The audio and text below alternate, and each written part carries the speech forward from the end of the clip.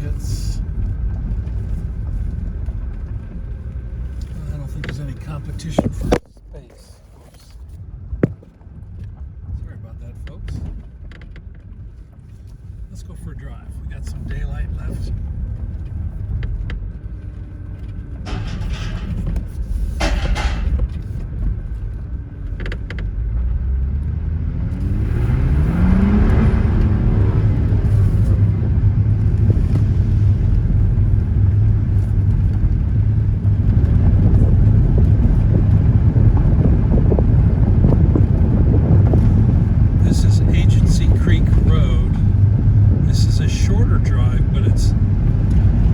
Twisty and more steep as you get up to the top, which sounds like fun. There's a vertical piece of barbed wire on the left, or is that Christmas lights? Well, dang. I don't know what those are.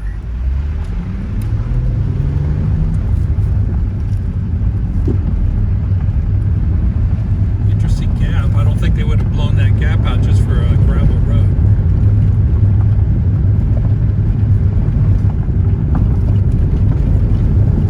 So the pass we're heading to is the pass that Lewis and Clark walked over as they came across the Continental Divide for the first time. It was the first time they saw the headwaters of the Pacific Ocean. It was up in this pass here. So we're coming from the west. This is the watershed that goes into the Salmon River, which actually heads west across Idaho through some of the most remote terrain there is, and eventually joins the Snake River over there on the border with Oregon. And of course the Snake flows north and then west to the Columbia, and then out to the Pacific. They didn't follow the Salmon River. I think that was too remote. So from here they went north along the Bitterroots and crossed over at Lolo Pass that we drove over earlier. So this is cool. See some history. Lewis and Clark history. Oh, a quiet stealth cattle gate.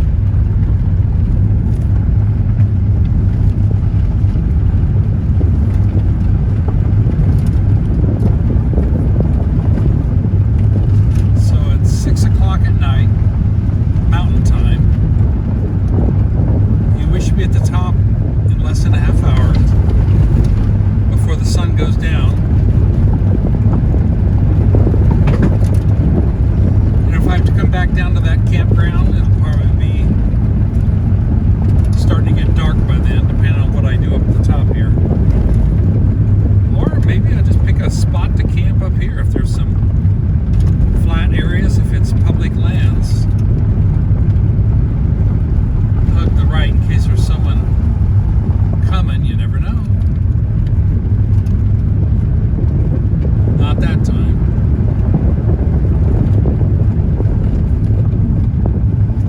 Yeah, it's getting skinnier, but still pretty nicely graded.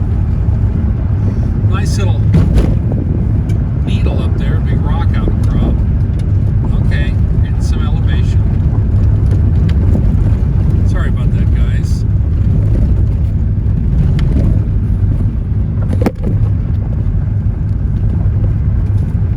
Still 74 degrees. I got the top down. That's why you're hearing all the road noise, I guess.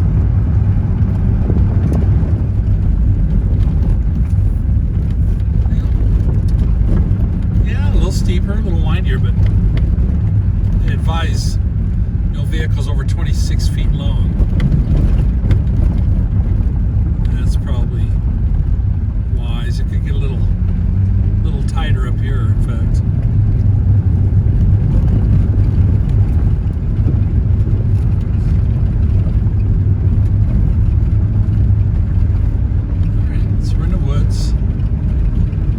In the way of flat ground here. But what there is probably pretty damn rocky.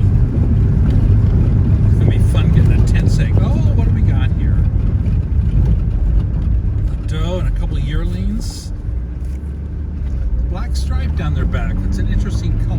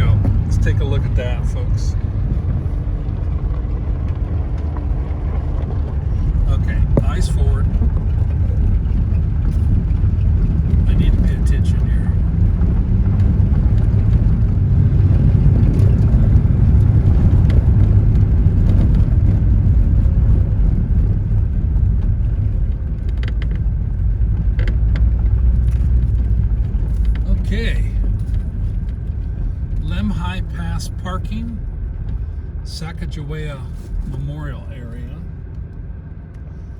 That way is 12 miles to State Highway 3. That's where we're leaving tomorrow. Also says bear country. Alright, I didn't bring bear spray, but I'll stay really close to my car. Let's go see what they got to say about Sacagawea. So we're looking at the Missouri River headwaters here.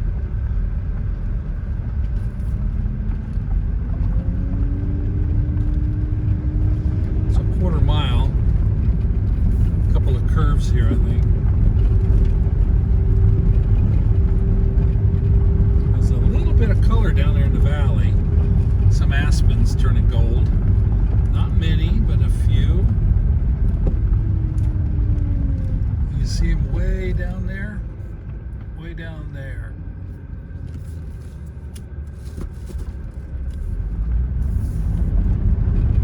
It's a car way down there too. So I'm not entirely alone. Come on, Sacagawea. Where's your area?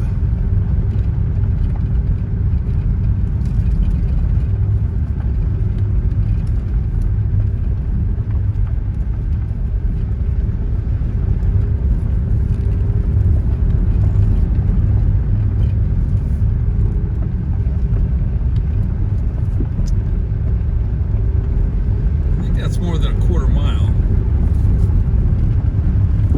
Maybe not. Oh, there we go. There's a little walk around area down there. Some benches. Alright. Where do we park and get in? Is there a parking space? Here we go. Okay.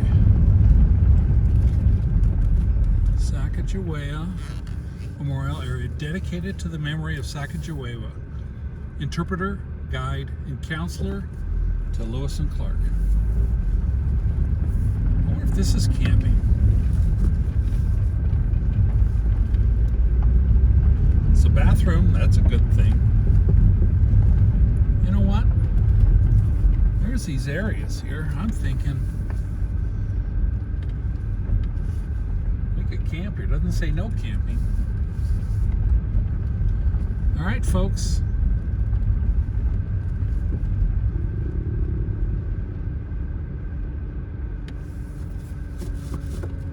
I'm going to shut her down. I'm going to park, walk around, see what's going on.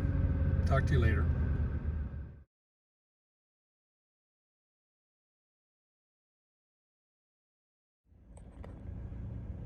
All right, so we're up on the higher road. There's the view off to the west. The setting sun bleaching out my photo. And here's the view out the windshield. Finally,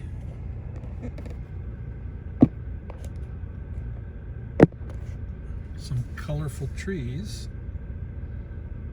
So let's follow the road and see where it takes us. This is the other road, the longer one, that runs the high ridge up here at the top before it drops back down to Tenderoy.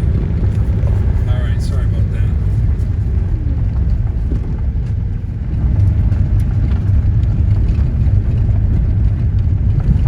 I got a hunch I'll be back down at that little campground we saw earlier. Yeah, there's not much flat up here, and we're likely to see a bear up here probably than down below.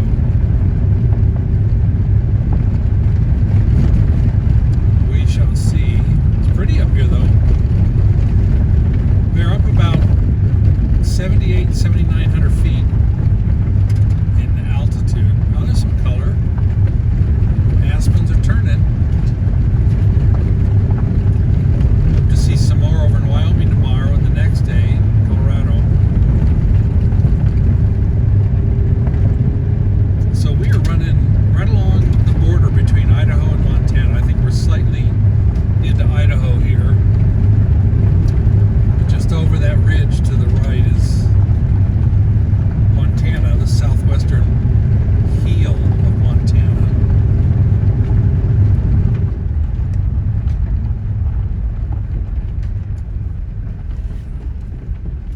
All right, I'm going to end this and maybe look for a place to stop.